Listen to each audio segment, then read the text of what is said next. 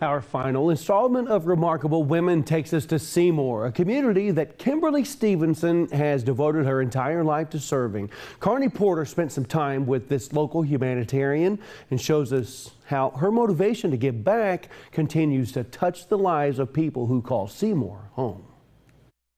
Kimberly Stevenson takes the phrase, "love thy neighbor," to a whole new level. The house full of stuff here, and it's pretty much all handed out to places. We just got to get it out the door and get it where it's going to go. The Seymour native has always had a passion to give back to the community she grew up in, and that passion turned into her life's mission at a time when people needed it most. And unfortunately during COVID there was a lot of negativity.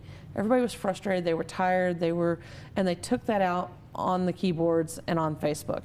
And I was trying to figure out, how do you combat so much negativity? And my thought was, start a Facebook page that did something positive. And that's how Seymour Helping Hands came to be. Seymour Helping Hands is my passion. I get out and about, meet people in town, really just try to do a service for people that are in need. And when I say in need, I don't mean just one group of people. It could be somebody who just needs a ride to the store, or maybe they need somebody to pick up something from the pharmacy, things like that. What started with little acts of kindness turned into something much bigger over time.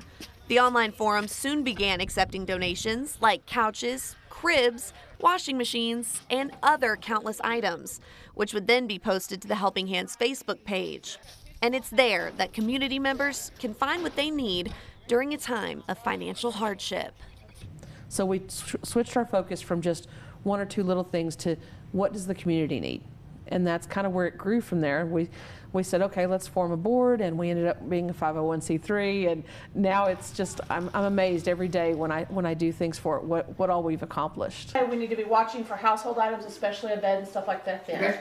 And couches, she'll need that sort of stuff. The majority that make up the Helping Hands volunteer roster are those who have experienced its generosity firsthand, a lasting impact that board member Daniel Hooskamp says is incredible to see. I definitely have seen people who were in a spot where they needed help, and then they got the assistance they needed, and then realized that, you know, I can help out the next person. And so it definitely does have a daisy chain effect, where the more we work, the more people are reached, and the more people we reach, the more that want to give back to the community. The organization also hosts a variety of events throughout the year to help their cause, from a holiday toy drive to a mud bog or a spring fling car show.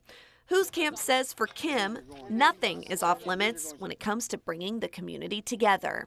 Not very many people get to see how much that she sacrifices, how much she gives to help people, and she doesn't expect anything. She just likes to help, and you can tell in her smile that this is what she loves. She loves helping people out, and it is amazing. Kim's busy and demanding schedule hasn't stopped her from working towards bigger and better things for the small town. Her ultimate goal is to build a community center that will serve residents of all ages on an everyday basis. I want something where people can go and they can take classes, GED, CNA, ASL, things like that. I want a place where the seniors can come and have coffee together and visit, maybe a bingo night or a card game night. You know, I want somewhere where the kids who aren't always the usual kids, the ones that like to cosplay, like anime and things like that, maybe they can go and learn how to make their own costumes and things like that. I want something that serves the whole entire community.